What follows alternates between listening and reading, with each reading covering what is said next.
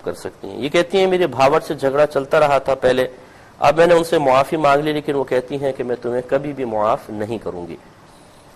دیکھیں اگر تو واقعی آپ کا کوئی قصور نہیں تھا تو پھر ان کے معاف کرنے نہ کرنے سے کوئی فرق نہیں پڑتا ہے، پھر تو کوئی مسئلہ ہی نہیں ہے.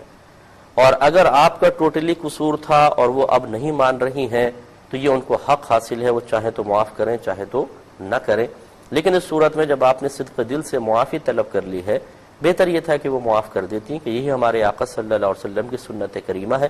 لیکن اگر وہ نہیں مان رہی تو اب آپ ان کے لیے دعائے بخشش و مغفرت کرتی رہیں. جو بھی نیک عمل کرے اس کا ثواب انہیں بھی ایصال کرتی رہے. ان دل میں اب ہے نبی نبی میرا دل مقام حبیب ہے. بسم اللہ الرحمن الرحیم. پہلے کال لیں گے پھر انشاءاللہ جوابات. السلام علیکم.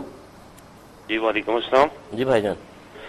اس میں میں نے تین کوشچن پوچھنے ہیں. ایک تو یہ ہے کہ انسان اپنی زندگی میں جو اپنے لیے دعا کرتا ہے بخشش کی، اور ایک کہتا ہے مغفرت، ان دونوں کو آپ ڈیفائن کرتے ہیں وہ اپنی زندگی میں بخشش اور مغفرت کر سکتے ہیں. اور دوسرا یہ ہے کہ ہم اپنے بھائی یا بیٹے کے لیے جو کسی فیمیل کا رشتہ دیکھنے کے لیے جاتے ہیں اور اس کو اس عذر پہ جناب کہ نہیں اس کا قد چھوٹا ہے یا اس کی خوبصورت نہیں ہے، اس قسم کے ایکسکیوزز دے کے اس کو ریجیکٹ کرنا، شرعاً اس کی کیا پوزیشن ہے؟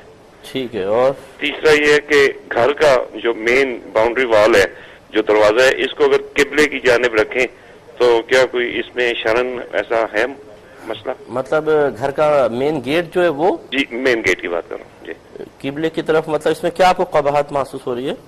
مطلب کچھ لوگ یہ کہتے ہیں کہ اس طرف نہیں رکھنا چاہیے، یہ یعنی کہ اس برکت کے لیے نہیں مناسب ہے اس قسم کی. اچھا چلے میں عرض کرتا لوگ بھی بس ماشاءاللہ.